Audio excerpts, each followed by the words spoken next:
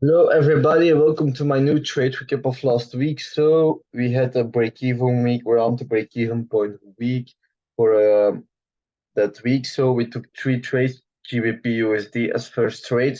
So I was looking at the long. So if I look on the weekly, we had 4 criteria, and we had a daily bigger bullish M within that inverse and short. So what I was seeing on the weekly, we had our first leg, second leg, third leg, fourth leg coming back. So we had our bullish M on the weekly. We were at this weekly higher lows, and we made that nice candle that rejected from the weekly lows. So we had also that supply and demand zone from that weekly. As you can see, this was clear support, support, resistance, resistance, support, support.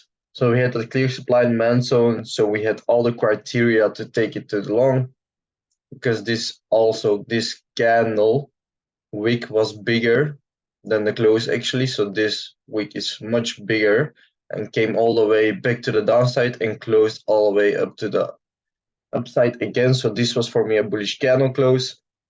So then I went to the daily, and on the daily you can see that, yeah, that bigger bullish M that could play out. This was actually the weekly fib, also a weekly pattern, and we had that smaller shoulder one here, had shoulder two. The only thing that was or could play against us was the smaller bearish W, and this was a conversation I had because I drew this daily zone at this daily IC, and we just didn't tap it, so I could see this also as a tap, and yeah, then it went to the downside after that. So I could take here also trade to the downside. So I wanted to risk the trade to the upside first, and then could take it to the downside, but that I didn't do. So we had our daily zone of interest. He took the trade here. We went almost to the daily zone, and then we went to the downside because that bearish W was playing against us.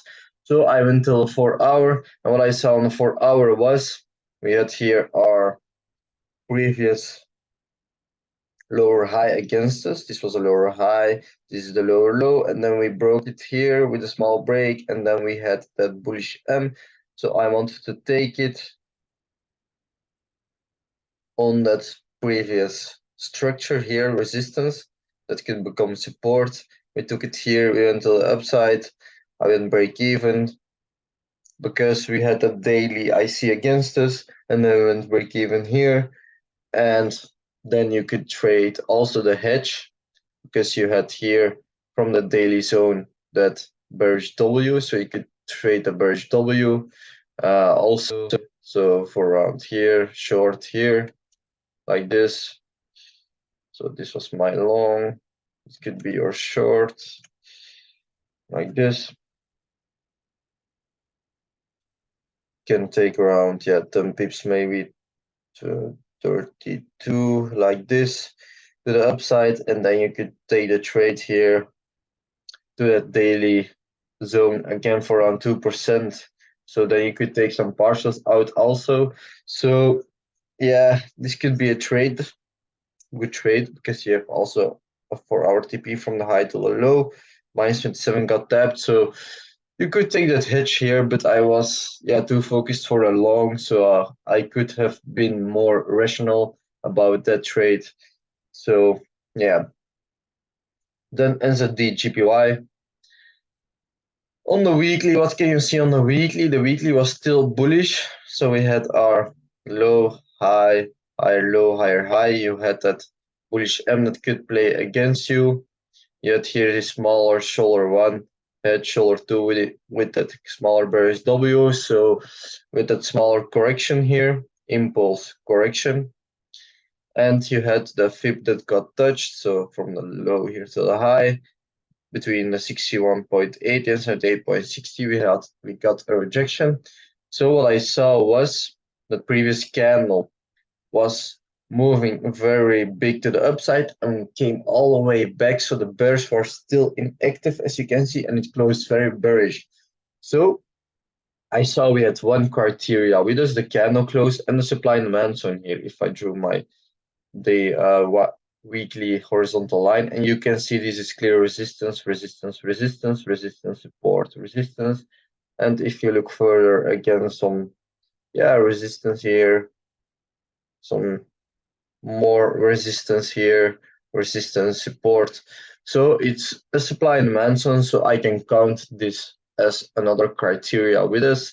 So we have 2 of the 4 criteria, so we can take it short. So I went until a daily, and what I saw on the daily, which was a mistake I made here. So we got our first leg, second leg, third leg. Sorry. So first leg, second leg, third leg, fourth leg, and which leg came the impulsive one of the third or the fourth? The fourth one came very impulsive, and the third one was more corrective, as you can see. This was just kind of fake out flag, first leg, second leg, third leg, then to the upside. So the third leg was more corrective than the fourth leg, so this is not a valid bearish W to take because the fourth leg came very impulsive back to the daily highs. We went then back to the downside, but the third leg was not that impulsive, and that's what we need to see of a third leg. So this was a thing I didn't take in count. I was also focused on just the bearish W, impulse to the downside, supply and demand zone here, resistance, support, potential resistance. So that was the thing I was too focused about. And then I went just to the 4-hour and I saw here, okay, we are below that daily supply and demand zone. We have that bearish W. So we have our first leg, second leg, third leg. We are at the same lows on the 4-hour, so we could have the same highs. The bearish W is still in play because this is one correction for potential more downside momentum. And then I saw I was at that trade there, so I had here my my trade set. It was active, and then I saw on the 30-minute chart that we were moving corrective counter to that 30 trend, so I took it out because this was I took it out around here after that impulsive candle close, which we went then in my -1% trade, because you can see the price is always acting at impulses and corrections. So we had here impulse, correction, then we had an impulse. So we broke out of this correction, so I understand that we could go more to the upside after that impulse. So that's why I took it out, and that's why I could prevent that -1%, which was now -1.30. It was around here. I took the loss, around there. So around here, something. So this was minus 0.3%. That it was a loss. So not a good trade for me. Then AUDCAD.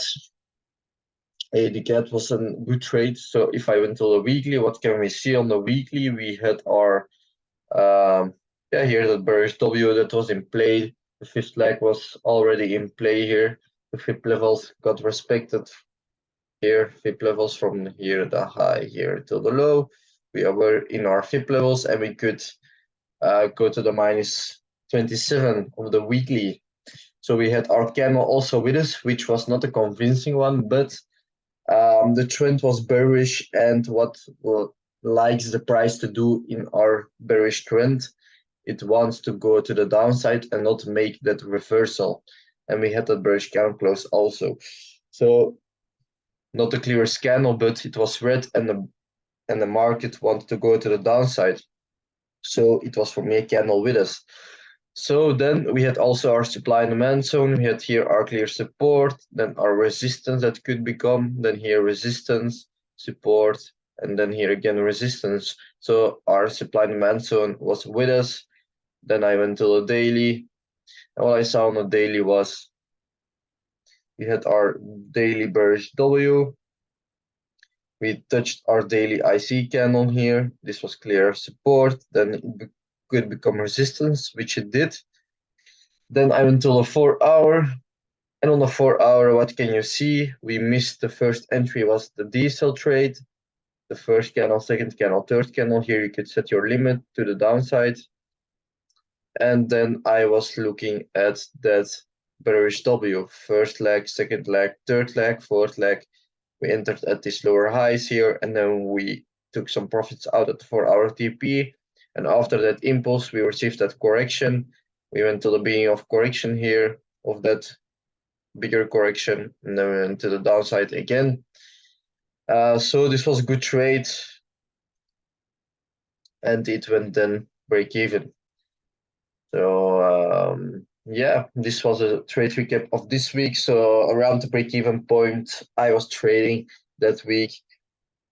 So yeah, I hope you liked it, and I see you next week. Bye, everybody.